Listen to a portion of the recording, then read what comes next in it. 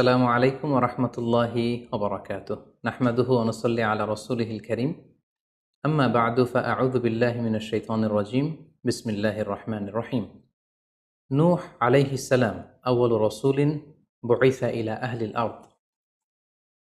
সাইয়েদনা আদম আলাইহিস সালাম এবং ইদ্রিস আলাইহিস সালামের পরে আল্লাহ তাআলা নূহ আলাইহিস সালামকে পৃথিবীর সর্বপ্রথম রাসূল করে এই পৃথিবীতে প্রেরণ করেছেন এবং আল্লাহ তাআলা ওনাকে বলেছেন আবদান শাকুরা, মানে হচ্ছে অ্যান অবিডিয়েন্ট সার্ভেন্ট অফ আল্লাহ। আল্লাহ তাআলার একজন কৃতজ্ঞ বান্দা হিসেবে আল্লাহ তাআলা কালামুল্লাহ মাজিদে নূহ আলাইহিস সালামকে এই উপাধি দিয়েছিলেন। পাশাপাশি তিনি হচ্ছেন উলুল আজমি মিনার রসুল, অর্থাৎ ৫ জন নবীকে আল্লাহ তাআলা কুরআনুল কারীমে দৃঢ় প্রত্যয়ী বা দৃঢ়চেতা রাসূল হিসেবে ঘোষণা করেছেন। নূহ আলাইহিস সালাম হচ্ছেন তাদের মধ্য থেকে অন্যতম। সাউদার্ন ইরাকের একটি শহরে, যেটি কুফা শহরের নিকটবর্তী একটি শহর, এমন একটি শহরে আল্লাহ তাআলা নূহ আলাইহিস সালামকে নবী হিসেবে প্রেরণ করেছিলেন। সাইয়েদনা আদম আলাইহিস সালাম থেকে শুরু করে নূহ আলাইহিস সালাম পর্যন্ত টানা ১,০০০ বছর পর্যন্ত পৃথিবীতে শিরকের সূচনা বা উৎপত্তি হয়নি। বেসিকলি নূহ আলাইহিস সালামের জামানাতেই এই পৃথিবীতে সর্বপ্রথম শিরকের সূচনা হয়েছিল। ইবলিস শয়তান সর্বপ্রথম নূহ আলাইহিস সালামের জামানার যে কওমের লোকেরা তাদের কাছে শিরকের ইন্ট্রোডিউস করেছিল। তাদের সময়ে ৫ জন আল্লাহওয়ালা ব্যক্তি ছিল। তাদের ইন্তেকালের পরে শয়তান সেই জনগোষ্ঠীর লোকদের কাছে এসে বলল, তোমরা এই সমস্ত কি ইবাদত করছো? তোমাদের পূর্বপুরুষেরা যেমনভাবে আল্লাহ তাআলার কাছে ইবাদত করে নিজেদেরকে সঁপে দিয়েছিল, তার সামনে তো তোমাদের ইবাদত কিছুই নয়। তোমরা একটা কাজ করো, তোমাদের ৫ জন আধ্যাত্মিক পুরুষ বা আল্লাহর প্রিয় বান্দাদের ৫টি মূর্তি তৈরি করে তোমরা তোমাদের ইবাদতগাহের পাশে রাখো। ফলে তাদের চেহারা দেখলে তাদের বেশি বেশি ইবাদতের কথা তোমাদের স্মরণ হবে এবং তোমরা আল্লাহ তাআলার ইবাদত করার ব্যাপারে বেশি আগ্রহী হবে। তারা এই শয়তানের মুখরোচক চমৎকার এই কথা শুনে তাদের শ্রেষ্ঠ ৫ জন সন্তান বা আল্লাহওয়ালা ৫ জন ব্যক্তির ৫টি মূর্তি তৈরি করে তাদের ইবাদত গাহের ভেতরে তারা স্থাপন করলো। এবং আসলেই তারা যখন এই ৫ জন ব্যক্তিদের মূর্তির দিকে তাকাতো, তাদের আল্লাহ তাআলার ইবাদতের কথা তাদের স্মরণ হতো, ফলে তারা আল্লাহ তাআলার বেশি বেশি ইবাদত করতে লাগলো। এই জেনারেশন এভাবেই বেশি বেশি আল্লাহ তাআলার ইবাদতের মধ্য দিয়ে তারা পার করতে লাগলো। কিন্তু পরবর্তী জেনারেশন যখন আসলো, শয়তান তাদের কাছে এমনভাবে কুমন্ত্রণা বা টেম্পটেশন দিল, ফলে ওই প্রজন্ম তারা আল্লাহ তাআলার এক আল্লাহর ইবাদতকে ভুলে গিয়ে এই ৫ জন শ্রেষ্ঠ আল্লাহর ওয়ালির মূর্তির সামনে দাঁড়িয়ে সেখানেই তারা মানত করতে শুরু করলো এবং এক আল্লাহর ইবাদত বাদ দিয়ে সেই মূর্তিগুলোর ইবাদত শুরু করে দিল। এভাবেই সাইয়েদনা নূহ আলাইহিস সালামের জামানাতে সর্বপ্রথম শিরকের সূচনা হয়।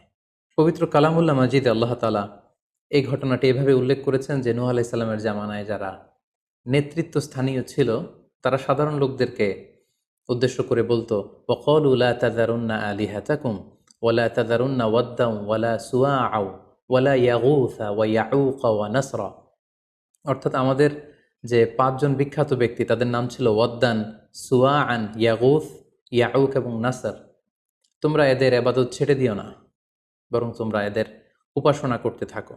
ফলে এই আয়াত প্রমাণ করে যে নূহ আলাইহিস সালামের জামানাতে সর্বপ্রথম শিরকের উৎপত্তি হয়েছিল। কিন্তু নূহ আলাইহিস সালাম তার জাতিগোষ্ঠীর কাছে এক আল্লাহর দাওয়াত দিয়ে যেতে লাগলেন। তিনি বলতে আরম্ভ করলেন, ইয়া কওমি আবুদুল্লাহ মা লাকুম মিন ইলাহিন গায়রুহু আফালা তাত্তাকুন। হে আমার জাতিগোষ্ঠীর লোকেরা, হে আমার জনগোষ্ঠীর লোকেরা, তোমাদের কি হলো? তোমরা কেন এক আল্লাহর ইবাদত করছো না? তোমরা কি আল্লাহকে ভয় পাও না? এবং তিনি বললেন যে আল্লাহ তাআলা আমাকে তার বাণীবাহক হিসেবে, প্রেরিত রাসূল হিসেবে তোমাদের কাছে পাঠিয়েছেন। এই যে আমি তোমাদেরকে তাওহীদের বা এক আল্লাহর ইবাদতের দিকে দাওয়াত দিচ্ছি, এজন্য তো আমি কোনো পারিশ্রমিক তোমাদের কাছে চাচ্ছি না, বরং তোমরা যেভাবে শিরক করে যাচ্ছ, এক আল্লাহ ছাড়া মূর্তির পূজা করে যাচ্ছ, ইন্নী আখাফু আলাইকুম আযাবা ইয়াউমিন আযীম, আমি তোমাদের উপর কঠিনতম আযাব আসার আশঙ্কা করছি। সো তোমরা শিরক ছেড়ে দিয়ে, মূর্তি পূজা ছেড়ে দিয়ে, পৌত্তলিকতা ছেড়ে দিয়ে এক আল্লাহ তাআলার ইবাদতের দিকে ফিরে আসো। নূহ আলাইহিস সালাম যখন তার জাতিগোষ্ঠীর লোকদের কাছে তাওহীদের দাওয়াত বা এক আল্লাহর ইবাদতের দাওয়াত দেয়া শুরু করলেন, তার জাতির লোকেরা, তার কওমের লোকেরা নানা ধরনের টাল বাহানা, অজুহাত এবং বিভিন্ন ধরনের যুক্তি তারা স্থাপন করতে শুরু করলো। তাদের প্রথম যুক্তি ছিল যে, হে নূহ, কেন আমরা তোমার দাওয়াতে সাড়া দেব? কারণ সমাজের নিম্ন শ্রেণীর লোকেরা হচ্ছে তোমার অনুসারী। আরাযিলুনা বাদিয়ার রাই ওমা নারাকা ইত্তাবাআকা ইল্লাল্লাযীনা হুম আরাযিলুনা বাদিয়ার রাই। কারণ আমরা দেখতে পাচ্ছি সমাজের লো ক্লাসের যারা লোকজন, নিম্ন শ্রেণীর লোকজন, নিম্ন পেশার লোকজন, এরাই হচ্ছে তোমার ফলোয়ার। তোমরা আগে এই সমস্ত লোকদেরকে তোমার আশপাশ থেকে সরাও, তখন আমরা তোমার এ দাওয়াতকে গ্রহণ করব।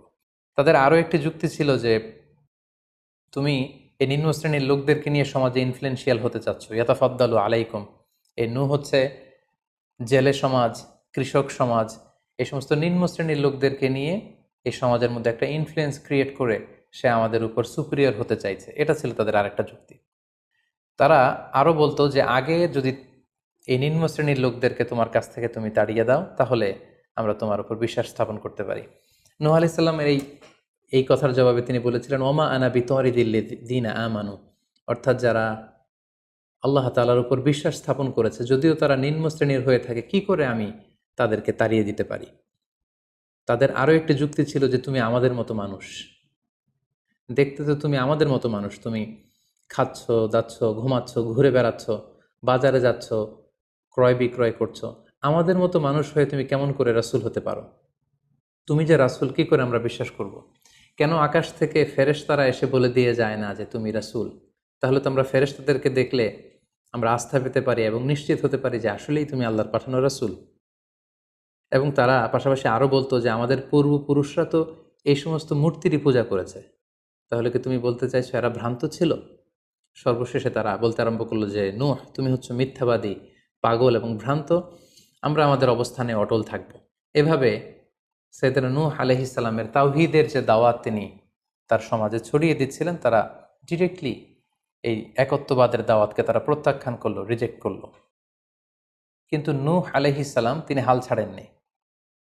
তিনি টানা ৯৫০ বছর তার জাতিগোষ্ঠীর লোকদের কাছে তিনি এক আল্লাহর দাওয়াত দিয়ে যেতে লাগলেন। কালামুল্লাহ মাজিদ আমাদেরকে জানাচ্ছে, ওয়ালাকাদ আরসালনা নূহান ইলা কওমিহি ফালাবিসা ফীহিম আলফা সানাতিন ইল্লা ৫০ আমা। তিনি ১ বছর, ২ বছর, ১০ বছর, ২০ বছর নয়, টানা ৯৫০ বছর তিনি লাগাতার কন্টিনিউয়াসলি তার কওমের লোকদের কাছে তিনি এই তাওহীদের দাওয়াত দিয়ে যেতে লাগলেন। এবং তিনি দিন রাতকে এক করে টায়ারলেসলি, রেস্টলেসলি তিনি তার জাতিগোষ্ঠীর কাছে এই একই দাওয়াত দিতে লাগলেন। তিনি বলছেন যে, রব্বি ইন্নী দাআউতু কওমি লাইলা ওয়া নাহারা, হে আল্লাহ, দিন রাত তো আমি চেষ্টা করে গেলাম, তাদেরকে তাওহীদের দাওয়াত দিলাম, কিন্তু তারা আমার কথা শুনছে না। ওয়া ইন্নী কুল্লামা দাআউতুহুম লিতাগফিরা লাহুম জাআলু আসাবিআহুম ফি আযানিহিম। এর মানে হচ্ছে, আল্লাহ, আমি যখনই তাদেরকে দাওয়াত দিতাম, তারা তাদের আঙ্গুলগুলো তাদের কানের ভেতরে ঢুকিয়ে রাখতো, যাতে করে আমার তাওহীদের কথা তাদের শুনতে না হয়। এবং ওয়াস্তাগশাউ সিয়াবাহুম ওয়া আসররু ওয়াস্তাকবারু ইস্তিকবারা, তারা আমাকে দেখলেই চাদর দিয়ে তাদের মুখ পেঁচিয়ে রাখতো, যাতে করে আমার কথাগুলো তারা শুনতে না পায়। সুম্মা ইন্নী দাআউতুহুম জিহারা। আমি, নূহ আলাইহিস সালাম বললেন, আল্লাহ, আমি দাওয়াতি কাজ করার কোনো মাধ্যমই তো বাকি রাখিনি। আমি প্রথমে পার্সন টু পার্সন আমি প্রাইভেটলি দাওয়াত দিতাম। এটা যখন তারা অস্বীকার করলো, আমি তখন পাবলিক দাওয়াত দেওয়া শুরু করলাম। আমি তাদের বড় গ্যাদারিংসে, বিভিন্ন ফেস্টিভ্যালে যে তাদেরকে এই দাওয়াতের কথা শোনালাম, কিন্তু তারা প্রত্যাখ্যান করেছে। সুম্মা ইন্নী আ'লানতু লাহুম ওয়া আসরারতু লাহুম ইসরারা।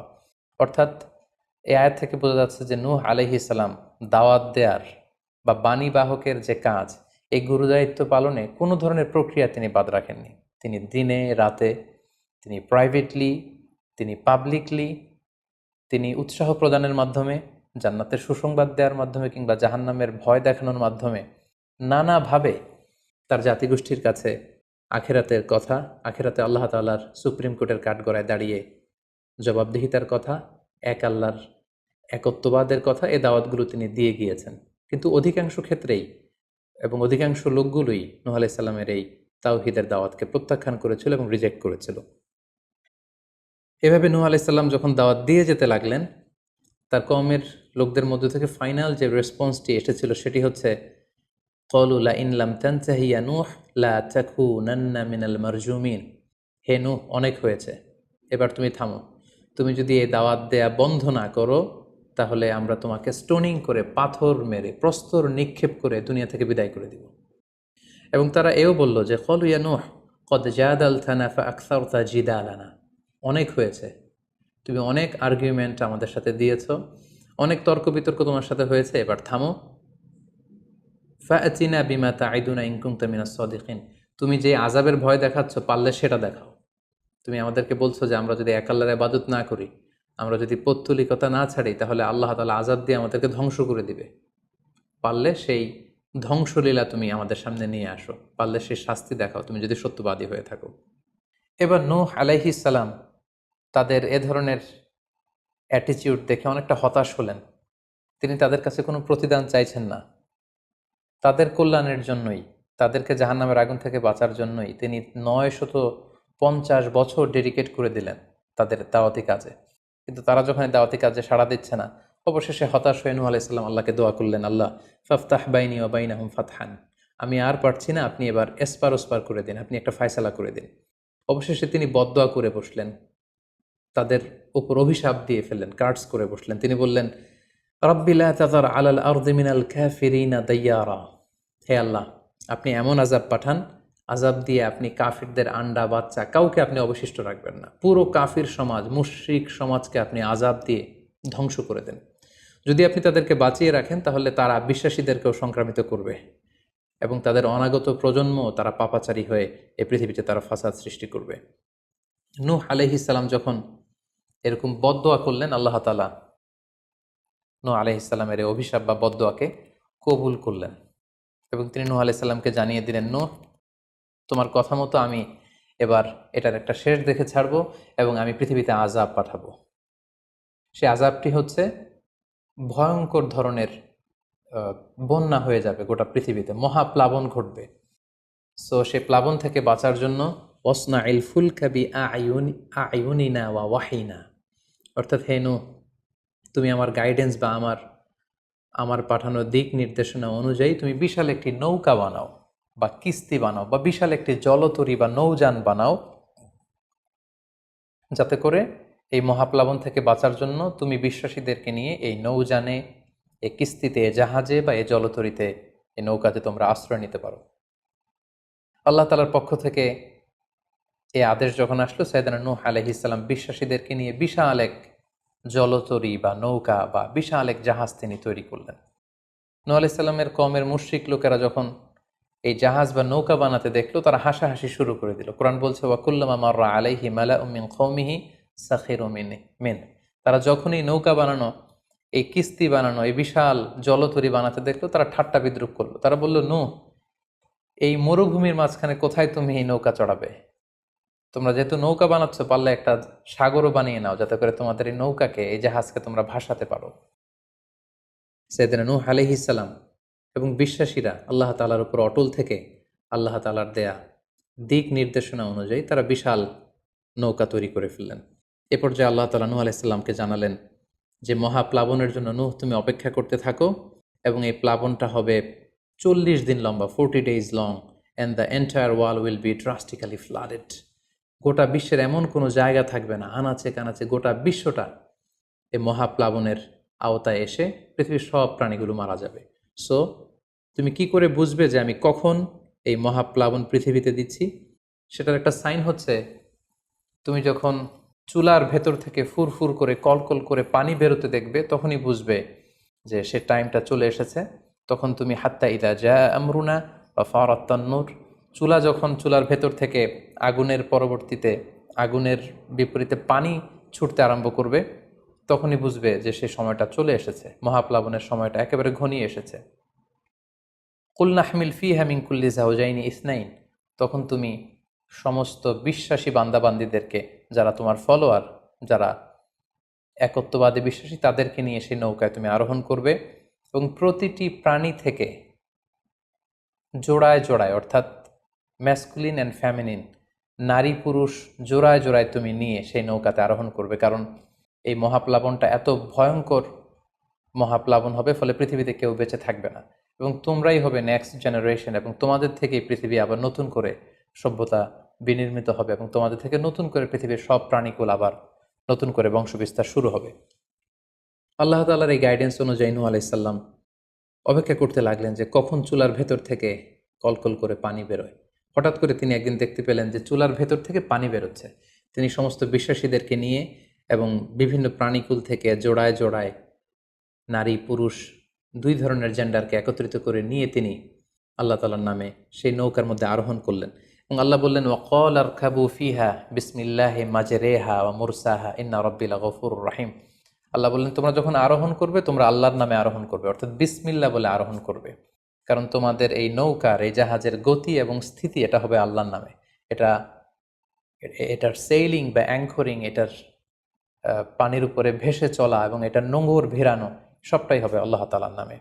এবং আল্লাহ তাআলার আদেশ অনুযায়ী নূহ আলাইহিস সালাম সবাইকে নিয়ে সেই নৌকায় আশ্রয় নিলেন।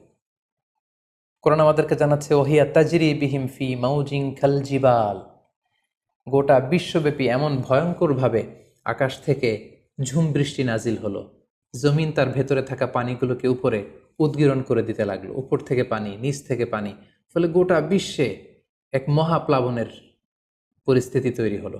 এবং সেই ভয়ঙ্কর প্লাবনের মধ্যে, সেই ঝড় ঝাপটার মধ্যে, সেই পানির মধ্যে নূহ আলাইহিস সালামের সেই কিস্তি বা সেই জলতরী বা সেই নৌকা ভাসতে লাগলো। কোরআন বলছে যে ফি মাউজিন কাল জিবাল, বিশাল পাহাড় সম ঢেউয়ের মধ্যে নূহ আলাইহিস সালামের তরী আল্লাহর নামে ভাসতে আরম্ভ করলো এবং আল্লাহর নামে নূহ আলাইহিস সালাম সেই তরী ভাসিয়ে দিলেন। মহাপ্লাবনের ঠিক কিছু আগে নূহ আলাইহিস সালাম ওনার ছেলে কানাআনকে আহ্বান করলেন যে, কানাআন, তুমি এই নৌকার মধ্যে আরোহণ করো। আমরা ইতিহাস থেকে আমরা জেনেছি যে নূহ আলাইহিস সালামের 4 জন সন্তান ছিল, হাম, সাম, ইয়াফাস, কানাআন। এই 4 জন সন্তানের মধ্যে 3 জন ঈমান এনেছিল, শুধু কানাআন ছাড়া। নূহ আলাইহিস সালাম কানাআনকে বললেন, কানাআন ইয়া বুনাইয়া ইরকাব মাআনা, হে আমার প্রিয় সন্তান, তুমি নৌকায় ওঠো, আল্লাহর কাছে তওবা করো। কিন্তু কানাআন নূহ আলাইহিস সালামের এই আহ্বানের প্রত্যুত্তরে তিনি বলেছিলেন, আমি নৌকায় উঠবো না, সাআবি ইলা জাবালিন ইয়াসিমুনি মিনাল মা, আমি পাহাড়ের চূড়ায় যেয়ে দাঁড়াবো, পাহাড় আমাকে পানি থেকে বাঁচাবে, কারণ এই বন্যার পানি তো পাহাড় পর্যন্ত পৌঁছতে পারবে না।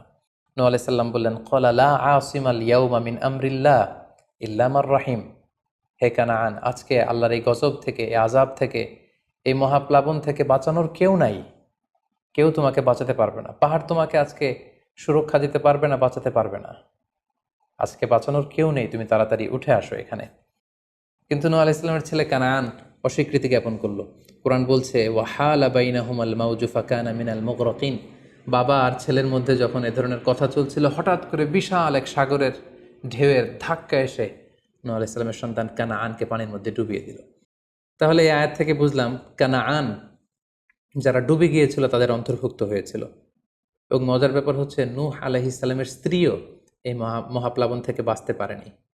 সেও ঈমান না আনার কারণে যারা ধ্বংস হয়েছিল, যাদের সলিল সমাধি হয়েছিল মহাপ্লাবনের পানির মধ্যে, নূহ আলাইহিস সালামের স্ত্রীও সেখানে নিহত হয়েছেন। এখন একটি প্রশ্ন এসে দাঁড়ায়, সেটি হচ্ছে যে এটা কি একটা গ্লোবাল ডিজাস্টার ছিল কিনা? এটা কি ইরাকের সেই সাউদার্ন পার্টেই শুধু এই বন্যাটা হয়েছিল, না গোটা বিশ্বব্যাপী হয়েছিল? এ নিয়ে ঐতিহাসিকদের মধ্যে অনেক ধরনের মতামত পাওয়া যায়। তবে একটা বড় সংখ্যক ঐতিহাসিক মুআররিখুন তারা বলেছেন যে ইট ওয়াজ এ গ্লোবাল ডিজাস্টার। এই ফ্লাড, এই বন্যাটা ছিল গোটা বিশ্বব্যাপী।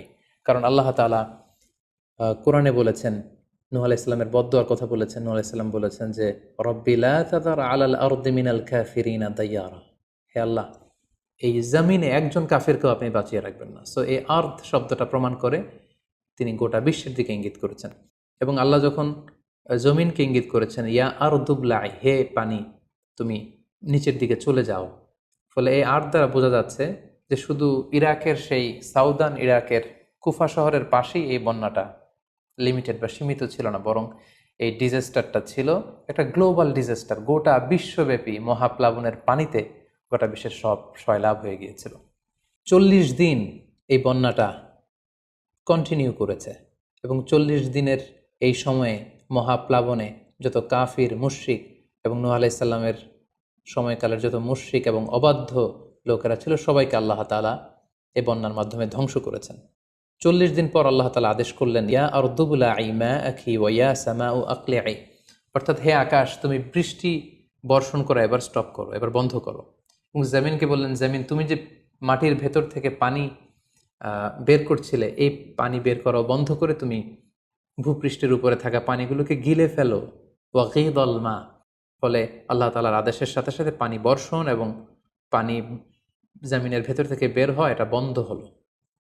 ওয়াস্তাওয়াত আলাল জুদি, নূহ আলাইহিস সালামের এই বিশাল জলতরী বা কিস্তি বা নৌকা জুদি পাহাড়ে যেয়ে থামল। জুদি পাহাড়ে এই তরীর নোঙর ভিড়ল। এখন জুদি পাহাড়টা কোথায়? কিছু কিছু ঐতিহাসিকরা বলেছেন যে ইরাকের মোসেল শহরে একটি বিশাল মাউন্টেন রেঞ্জ রয়েছে, সেই পাহাড়ের একটা অংশের নাম হচ্ছে জুদি পাহাড়। কোনো কোনো ঐতিহাসিকগণ বলেছেন এই জুদি পাহাড়টি আর্মেনিয়াতে অবস্থিত।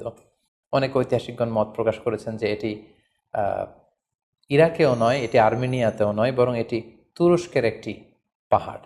এবং তারা বিশাল বড় একটি নৌকার খণ্ড দিয়ে ঐতিহাসিকভাবে অনেকেই প্রমাণ করতে চেয়েছেন যে নূহ আলাইহিস সালামের সেই কিস্তির কিছু অংশ আজও সেই পাহাড়ের মধ্যে রয়ে গিয়েছে। সেই জুদি পাহাড়ে যখন এই নৌকাটি ভিড়ল, আল্লাহ তাআলা তখন নূহ আলাইহিস সালামকে আদেশ করলেন, ইহবিত বিসালামিন মিন্না, তুমি এবার শান্তির সাথে সেফলি সাউন্ডলি তুমি এবার সেই জুদি পাহাড়ে তোমরা নামো। ও বারাকাতিন আলাইক, তোমাদের উপর আমার পক্ষ থেকে বারাকা ব্লেসিং থাকবে। ও আলা উম্মামিম মিম্মান মাআক, এবং তোমার সাথে যারাই আছে সবার জন্য আমার পক্ষ থেকে ব্লেসিং থাকবে। এবং এই বিশাল মহাপ্লাবন থেকে যে আমি তোমাদেরকে বাঁচিয়ে দিয়েছি, শুকরিয়া স্বরূপ তোমরা সবাই পড়ো আলহামদুলিল্লাহ। ফাকুলিল হামদুলিল্লাহ। কোরআন বলছে যে তারা সবাই আল্লাহর প্রশংসা করে সেখান থেকে নেমে আসলো। এবং নূহ আলাইহিস সালামকে আল্লাহ তাআলা শিখিয়ে দিলেন, নূহ এবার তুমি পড়ো রব্বি আনজিলনি মুনজালান মুবারাকান ওয়া আনতা খায়রুম মুনজিলিন, অর্থাৎ হে আল্লাহ, আপনি এমন জায়গায় আমাদেরকে অবতরণ করুন যে জায়গাটা আমাদের জন্য কল্যাণকর, কারণ আপনিই তো উত্তম অবতরণকারী। ফলে নূহ আলাইহিস সালামের সাথে যারা ছিল বিশ্বাসীরা, তারা এবং তার সাথে প্রাণীকুলের মধ্য থেকে যারা ছিল সবাইকে নিয়ে নূহ আলাইহিস সালাম এই জমিনে বন্যা পরবর্তী মহাপ্লাবন পরবর্তী সময়ে তিনি সবাইকে নিয়ে এই জমিনের মধ্যে আবার নেমে আসলেন। ফলে ঠিক ওই সময়টাতে পৃথিবীতে আর কোনো কাফের, কোনো মুশরিক, কোনো পৌত্তলিক ছিল না, বরং তখন এটা ছিল, it was very fresh and pure monotheist generation, একত্ববাদী একটা প্রজন্ম। ফলে এখানে ঠিক ঠিক ওই সময়টাতে পৃথিবীতে আর কোনো কাফির মুশরিক আর ছিল না। আমরা আমাদের আলোচনার শুরুর দিকে বলেছিলাম যে নূহ আলাইহিস সালামের 4 জন ছেলে ছিল, হাম, সাম, ইয়াফাস এবং কানাআন। এবং ঐতিহাসিকভাবে এটা ঐতিহাসিক বিভিন্ন ধর্মগ্রন্থ থেকেও এটা প্রমাণিত যে এই 4 ছেলের মধ্য থেকে একজন ছেলে ছিল কানাআন, যে মহাপ্লাবনে মৃত্যুবরণ করেছে। এবং হাম, সাম এবং ইয়াফেস, তাদের মধ্য থেকেই মূলত গোটা বিশ্বে নতুন করে মানব সভ্যতার আবার সূচনা হয়েছে। নূহ আলাইহিস সালামের ছেলে হাম, তিনি আফ্রিকাতে তার পরিবার নিয়ে বসবাস শুরু করেন। এবং ওনার ছেলে সাম, যেখান থেকে সেমাইটিক শব্দটি আমরা বলে থাকি, ওনার ছেলে সাম তার আত্মীয় স্বজন এবং তার বংশধরদেরকে নিয়ে ধীরে ধীরে মধ্যপ্রাচ্য বা দূরপ্রাচ্যের এই এরিয়াতে পরবর্তীতে তারা বসবাস শুরু করেন। এবং ওনার ছেলে ইয়াফেস বর্তমান যে চীন বা তার আশেপাশের যে এরিয়াগুলো আছে সেখানে বসবাস শুরু করেন। এবং সেখান থেকেই মানব ইতিহাস আবার নতুন করে তার পথ চলা শুরু করলো। এবং গোটা বিশ্বে বাচ্চা রিজালান কাসীরা ওয়া নিসা, অনেক নারী পুরো গোটা বিশ্বে সেখান থেকে আবার ছড়িয়ে পড়তে আরম্ভ করলো। এভাবেই নূহ আলাইহিস সালাম একত্ববাদের দাওয়াত দিয়ে নিরলস প্রচেষ্টা করে ওনার জীবনকে তিনি অতিবাহিত করেছেন। সাইয়েদনা নূহ আলাইহিস সালাম ওনার ইন্তেকালের পরে ওনাকে কোথায় কবর দেওয়া হয়েছে এ নিয়ে 2টি মত পাওয়া যায়। প্রথম মত অনুযায়ী ওনাকে মক্কাতে কবরস্থ করা হয়েছে, আরেকটি মত অনুযায়ী লেবাননের কার্ক নামে একটি এরিয়াতে জাবালে দীর, সেই দীর মাউন্টেনের পাশে সাইয়েদনা নূহ আলাইহিস সালামকে কবরস্থ করা হয়েছে। সম্মানিত সুধী, এই ছিল নূহ আলাইহিস সালামের সংক্ষিপ্ত, বর্ণাঢ্য এবং সংগ্রামী জীবন কাহিনী। এ পর্যায়ে আমরা নূহ আলাইহিস সালামের এই স্টোরি থেকে, এই জীবনী থেকে কী ধরনের লেসন, লাইফ লেসন বা শিক্ষা আমরা পেতে পারি, যেটা আমরা আমাদের সমাজের সাথে রিলেভেন্ট করতে পারি, আমরা সে বিষয়ে সামান্য কিছু আলোচনা করব। আমরা যারা দাওয়া কাজের সাথে ইনভলভড, তাদের জন্য নূহ আলাইহিস সালামের জীবনীতে আসলে নূহ আলাইহিস সালামের দাওয়া ক্যারিয়ার থেকে নেবার মতো, শেখার মতো অনেক কিছু রয়েছে। তোর মধ্যে থেকে অন্যতম হচ্ছে যে ডাইভার্সিটি অফ দাওয়া অ্যাপ্রোচ। আমরা জানি যে আমরা যারা আল্লাহ তাআলার এই কথাগুলো, কোরআন সুন্নাহর এই মেসেজগুলো পৌঁছে দিচ্ছি, আমরাও কাইন্ডা বাণীবাহকের কাজ কিন্তু আমরা করছি। যেহেতু নবীরা নেই, তাদের অনুসৃত পথকে আমরা ধারণ করে তাদের কথাগুলো আমরা পৌঁছে দিচ্ছি। সো আমাদের এই দাওয়া অ্যাপ্রোচের মধ্যে ডাইভার্সিটি থাকতে হবে। আমরা যেমনি ওরালি দাওয়া কাজ করি, নবীরা ওরালি দাওয়া কাজ করতেন, মৌখিকভাবে মানুষকে দাওয়া দিতেন। এই ওরালি দাওয়ার পাশাপাশি আমরা রিটেন দাওয়ার কাজ করতে পারি, আমরা প্র্যাকটিক্যাল দাওয়া কাজ করতে পারি। অর্থাৎ প্র্যাকটিক্যাল দাওয়াটা হচ্ছে লাইভ দাওয়া। আমার কথা দেখে, আমার আচরণ দেখে, আমার ডিলিংস দেখে মানুষ ইসলামের সৌন্দর্যের প্রতি আকৃষ্ট হবে, এবং এটা খুবই ফলপ্রসূ একটা দাওয়া সিস্টেম। সো আমরা যদি নূহ আলাইহিস সালামের জীবনের দিকে তাকাই, তাহলে দেখব উনি অনেকভাবে এই দাওয়া কাজ করেছেন। উনি প্রথম পার্সন টু পার্সন টার্গেট করে তাকে একা একা বোঝাতেন। এটা যখন কাজ না করতো, প্রাইভেট দাওয়া থেকে উনি পরে সুইচ করলেন পাবলিক দাওয়াতে। কোরআন আমাদেরকে জানিয়েছে যে তার কওমের বিভিন্ন ফেস্টিভ্যালগুলোতে, সেখানকার বিভিন্ন পাবলিক গ্যাদারিংসগুলোতে, সেখানকার বিভিন্ন ক্লাবগুলোতে তিনি যে এক আল্লাহর দাওয়া তিনি সেখানে পেশ করেছেন। পাশাপাশি নূহ আলাইহিস সালাম তার সময়ের সম্ভ্রান্ত ব্যক্তিবর্গ যারা, তাদেরকে স্পেশালি তিনি দাওয়া কাজের আওতায় নিয়ে এসেছেন। এলিট সোসাইটি যারা, আমরা যদি আল্লাহ রাসূল সাল্লাল্লাহু আলাইহি ওয়াসাল্লামের দাওয়া অ্যাক্টিভিটির দিকে তাকাই, তাহলে দেখব যে উনিও কিন্তু সানাদিদে কোরাইশের যারা লিডার শ্রেণী ছিল, গণ্যমান্য ব্যক্তিবর্গ ছিল, তাদেরকে তিনি স্পেশালি দাওয়া কাজ করতেন তাদের সাথে। কারণ আমরা জানি যে একটা সমাজের লিডার যদি ইসলামের পথে আসে, ফলে তার যে লক্ষ লক্ষ ফলোয়ার থাকবে তারাও তার দ্বারা ইনফ্লুয়েন্স হয়ে তারাও ইসলামের পথে চলে আসবে। এবং আল্লাহ রাসূল সাল্লাল্লাহু আলাইহি ওয়াসাল্লামের জীবনী তো আমরা দেখেছি যে কোনো গোষ্ঠীর বা কোনো কওমের বা কোনো ট্রাইবের গোত্র প্রধান যখন কালিমা পড়ে মুসলমান হয়েছে, তার দেখা দেখি গোত্রের সকল নারী পুরুষ তারাও মুসলমান হয়ে গেছে। দাওয়া কাজ আঞ্জাম দেওয়ার ক্ষেত্রে যারা এলিট সোসাইটি বা সমাজের গণ্যমান্য ব্যক্তিবর্গ যারা থাকবে, তাদেরকে দাওয়া দেওয়ার ক্ষেত্রে আমাদেরকে স্পেশাল এফোর্ট দিতে হবে। কারণ তাদেরকে যদি আমরা ইসলামের পক্ষে, সত্যের পক্ষে কনভিন্সড করতে পারি, ফলে তারা সমাজের আরও অনেক লোককে ইনফ্লুয়েন্স করে ইসলামের সুশীতল বাণীর ভেতরে নিয়ে আসতে পারবে। তো এর মানে এই নয় যারা নিম্ন শ্রেণীর বা যারা সমাজের মধ্যবিত্ত বা নিম্ন মধ্যবিত্ত যে ফ্যামিলিগুলো রয়েছে বা যে সমস্ত লোকজন রয়েছে, তাদেরকে আমরা গুরুত্ব দিব না, ব্যাপারটি এমন নয়। বরং নূহ আলাইহিস সালামের ঘটনা থেকে আমরা বুঝতে পারছি যে একটা হচ্ছে মাস পিপুলদের জন্য দাওয়া, আর একটি হচ্ছে যারা সমাজের উচ্চ শ্রেণী তাদের জন্য স্পেশালি কিছু টাইম স্পেন্ড করা, তাদেরকে আলাদাভাবে দাওয়া দেওয়া, এবং অথবা তাদের উপযোগী করে দাওয়া অ্যাক্টিভিটি তাদের কাছে যদি আমরা প্রেজেন্টেশন করতে পারি, তাহলে নিঃসন্দেহে তারাও ইসলামের সৌন্দর্যের দ্বারা। ইসলামের এই জীবন কাহিনী থেকে আমরা আরও একটি বিষয় শিখতে পারি, সেটি হচ্ছে দাওয়া কাজে কখনো হতাশ হওয়া যাবে না, নিরাশ হওয়া যাবে না, এবং হাল ছাড়া যাবে না, বরং ভরসা রাখ। টাইম স্পেন্ড করেছি আমরা, কতটুকু স্যাক্রিফাইস করেছি। আমরা যদি নূহ আলাইহিস সালামের জীবনের দিকে তাকাই, তাহলে দেখব যে তিনি টানা 950 বছর টানা লাগাতার তিনি তার জাতিগোষ্ঠীর কাছে দাওয়াতি কাজ করেছেন, কিন্তু তিনি নিরাশ হননি, হতাশ হননি, হাল ছেড়ে দেননি। তিনি ভরসা রেখেছিলেন আল্লাহ তাআলার উপর। সো আমরা যারা দাওয়া কাজ করছি, আমরা ইনস্ট্যান্ট ফলাফলের জন্য যেন বসে না থাকি, আমরা আমাদের দায়িত্বটুকু পালন করব। নূহ আলাইহিস সালামের এই স্টোরি থেকে আমরা আরও একটি বিষয় শিখতে পারি, সেটা হচ্ছে আমাদের কাজ হচ্ছে ইফোর্ট দেয়া, বাট এটার কমপ্লিশন, এটার রেজাল্ট আসবে আল্লাহ তাআলার পক্ষ থেকে। আরবিতে বলা হয় যে আস-সা'য়ু মিন্না ওয়াল ইতমামু মিনাল্লাহ, প্রচেষ্টা করার মালিক আমরা, সফলতা দেওয়ার মালিক হচ্ছেন আল্লাহ। আমি অনেক দাওয়াতি কাজ করছি, কিন্তু আমার দাওয়াতি কাজে কেউ সাড়া দিচ্ছে না, কেউ রেসপন্স করছে না, আমার দাওয়াতি কাজে কেউ ইসলামের প্রতি আকৃষ্ট হচ্ছে না, ইট ডাজন্ট মিন দ্যাট আমি একজন ব্যর্থ দায়ী, না, এটা কখনোই না।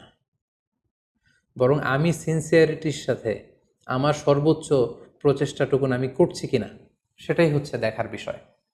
আমার কত ফলোয়ার, আমার ডাকে কত মানুষ সাড়া দিল, এটা দেখার বিষয় না, বরং আমি আমার রোলটা প্লে করতে পারছি কিনা সিনসিয়ারিটির সাথে, এটা হচ্ছে দেখার বিষয়। এর কারণ হচ্ছে আল্লাহর হাবিব সাল্লাল্লাহু আলাইহি ওয়াসাল্লাম বলেছেন, কিয়ামতের দিন অনেক নবী দাঁড়াবে যাদের ফলোয়ার হচ্ছে হাতে গোনা অল্প কয়েকজন, মানে অল্প কয়েকজন ঈমান এনেছিল। পৃথিবীতে অনেক নবী ছিল, তারা কিয়ামতের দিন দাঁড়াবে, তার বিশ্বাসী উম্মতের সংখ্যা হচ্ছে মাত্র 2 জন। পৃথিবীতে এরকম অনেক নবী ছিল, কিয়ামতের দিন তিনি দাঁড়াবেন, তার উপর বিশ্বাস এনেছিল মাত্র 1 জন, মানে নবীও 1 জন, তার প্রতি ঈমানও এনেছে মাত্র 1 জন। এমনও অনেক নবী কিয়ামতের দিন আল্লাহ তাআলার দরবারে দাঁড়াবে, যেই নবীর কোনো ফলোয়ার নাই, যেই নবীর কোনো বিশ্বাসী উম্মত নাই, অর্থাৎ নবী শুধু একা, তার সারা জীবনের দাওয়া কাজে কেউ তার ডাকে সাড়া দেয়নি। তার মানে কি তিনি ব্যর্থ? নেভার, কখনো না। তিনি তার দায়িত্বটুকুন পালন করেছেন, এজন্য তিনি আল্লাহ তাআলার দরবারে তিনি সফল। সো কে আপনার ডাকে সাড়া দিবে, কে ইসলামের পথে আসবে, এটা আমাদের দেখার বিষয় না। আমাদের দেখার বিষয় হচ্ছে আমরা আমাদের দায়িত্বটুকুন পালন করেছি কিনা, আমরা কোরআনের, ইসলামের সুন্দর বিউটিফুল মেসেজগুলো আমরা পৌঁছে দিতে পেরেছি কিনা। That should be hour concern. সেটাই হচ্ছে আমাদের দায়িত্ব। সূরা হুদে নূহ আলাইহিস সালামের ফলোয়ার কত ছিল এ ব্যাপারে আমরা জানতে পারি। আল্লাহ তাআলা বলছেন, ওয়ামা আহমানা মাআহু ইল্লা কালিল, মানে নূহ আলাইহিস সালামের জাতিগোষ্ঠীর হাতে গোনা অল্প কিছু লোক ছাড়া তার প্রতি অন্যান্যরা ঈমান আনেনি। এই অল্প কিছু লোক, তাদের সংখ্যা কত? তাফসির ইবনে কাসিরে এসেছে, সাইয়েদনা ইবনে আব্বাস বলেন যে কানু সামানিনা নাফসান মিনহুম নিসাউহুম, নারী পুরুষ মিলিয়ে ৮০ জন। Could you imagine that? ৯৫০ বছরের দাওয়াতি ক্যারিয়ারে ওনার উপর ঈমান এনেছে মাত্র ৮০ জন। তার মানে প্রতি ১০০ বছরে অন অ্যান অ্যাভারেজ ১০ জন ওনার উপর ঈমান আনেনি। কিন্তু উনি হচ্ছেন উলুল আজমি মিনার রসুল, এই মহাবিশ্বের ৫ জন শ্রেষ্ঠতম নবীদের মধ্য থেকে তিনি হচ্ছেন অন্যতম। সো আমাদেরকে দেখতে হবে আমরা আমাদের দায়িত্বটুকুন পালন করছি কিনা। কতজন আমাদের ডাকে সাড়া দিল, কতজন আমাদের ফলোয়ার হলো, কতজন ইসলামের পথে আসলো কি আসলো না, সেটা আল্লাহ তাআলা নির্ধারণ করবেন। নূহ আলাইহিস সালামের জীবনী থেকে আমরা আরও যে শিক্ষাটি পাই, এবং এটি খুবই গুরুত্বপূর্ণ একটি লেসন, সেটা হচ্ছে হিদায়া অনলি বিলংস টু আল্লাহ। হেদায়েত দেওয়ার মালিক হচ্ছেন Allah. Canaan and the wife of Nuh for example, যেমন নূহ আলাইহিস সালামের ছেলে কানাআন কিংবা তার স্ত্রী, তারা কিন্তু নূহ আলাইহিস সালামের প্রতি ঈমান আনেনি। তার মানে বাবা নবী হয়ে অনেক সময় ছেলে ঈমান আনতে পারেনি, তার ভাগ্যে সেটা জোটেনি। নূহ আলাইহিস সালাম নবী ছিলেন, কিন্তু তার স্ত্রী তার প্রতি ঈমান আনেনি। এজন্য আল্লাহ তাআলা বলছেন, ইন্নাকা লা তাহদি মান আহবাবতা ওয়ালাকিন্নাল্লাহা ইয়াহদি মান ইয়াশা। হে নবী, আপনি যাকে চান তাকে আপনি হেদায়েত দিতে পারবেন না, কারণ হেদায়েত দেওয়ার মালিক আপনি নন। হেদায়েত দেওয়ার নিরঙ্কুশ একচ্ছত্র ক্ষমতা হচ্ছে শুধুমাত্র কেবলমাত্র আল্লাহ তাআলার হাতে। তিনি যাকে চাইবেন তাকে তিনি হেদায়েত দেন। আমরা চাইলেই কাউকে হেদায়েত দিতে পারবো না। নূহ আলাইহিস সালামের জীবনী থেকে আরও একটি বড় শিক্ষা হচ্ছে যে আল্লাহ তাআলা হুট করেই কাউকে আযাব দেন না বা শাস্তি পাঠান না, বরং আল্লাহ তাআলা বারবার সুযোগ দিয়ে থাকেন। অনেক সুযোগ দেওয়ার পরে, বারবার সুযোগ দেওয়ার পরেও যখন কেউ সত্যের পথে ফিরে আসে না, বরং বারবার তারা অবাধ্যতা, দাম্ভিকতা এবং বাড়াবাড়ি করে, ঠিক তখনই আল্লাহ তাআলা তাদেরকে শাস্তি দেন। আমরা নূহ আলাইহিস সালামের জাতিগোষ্ঠীর দিকে যদি তাকাই, তাহলে দেখব যে তিনি ৯৫০ বছর তাদেরকে চান্স দিয়েছেন। এত লম্বা সময় তাদেরকে সুযোগ দেওয়ার পরেও তারা সত্যের পথে ফিরে আসেনি। অতঃপর আল্লাহ তাআলা মহাপ্লাবন দিয়ে পুরো জাতিগোষ্ঠীকে ধ্বংস করে দিয়েছেন। নূহ আলাইহিস সালামের জীবনী থেকে সর্বশেষ যে শিক্ষাটি আমরা পাই, সেটি হচ্ছে সব ধ্বংস নয়। কিছু ধ্বংস আছে যেটা আবার নতুন করে সৃষ্টি করে, অর্থাৎ সৃষ্টির জন্য ধ্বংস। আমরা যদি দেখি যে আল্লাহ তাআলা এমন এক গজব পাঠালেন, এমন এক পানিশমেন্ট দিলেন, এমন এক মহাপ্লাবন দিলেন, যেটা দিয়ে গোটা পৃথিবীবাসীকে তিনি ধ্বংস করেছেন, অল্প কিছু মানুষ ছাড়া। কিন্তু আমরা যদি অন্য দিক থেকে খেয়াল করি, তাহলে দেখব যে এই ধ্বংসটি ধ্বংসের জন্য নয়, এই ধ্বংসটি ছিল নতুন করে সৃষ্টির জন্য। আমরা দেখি যে অনেক এলাকাতে অগ্নিকাণ্ড ঘটে, সেখানে হয়তো বেড়ার ঘর ছিল, টিনের ঘর ছিল, তো অগ্নিকাণ্ড ঘটার পরে সেখানে বিশাল করে বিল্ডিং তৈরি হয়। তার মানে সব ধ্বংসের জন্য নয়, কিছু ধ্বংস আছে সৃষ্টির জন্য। নূহ আলাইহিস সালামের ক্ষেত্রেও এই ধ্বংসের ব্যাপারটি ঠিক এমনই ঘটেছিল। এই ধ্বংসটা শুধু ধ্বংসের জন্য নয়, বরং কাফিরদেরকে, মুশরিকদেরকে ধ্বংস করে দিয়ে নতুন এক একত্ববাদী প্রজন্মের সূচনা যাতে পৃথিবীতে ঘটে, সেজন্য আল্লাহ তাআলা এই ধ্বংসের সূচনা করেছিলেন। আল্লাহ তাআলা আমাদের সবাইকে আম্বিয়া আলাইহিমুসসালামদের অনুসৃত পথে থেকে তাদের মত এবং পথকে বেছে নিয়ে সিরাতুল মুস্তাকিমে পরিচালিত হওয়ার তৌফিক দান করুক। আসসালামু আলাইকুম ওয়া রাহমাতুল্লাহি ওয়া বারাকাতুহু।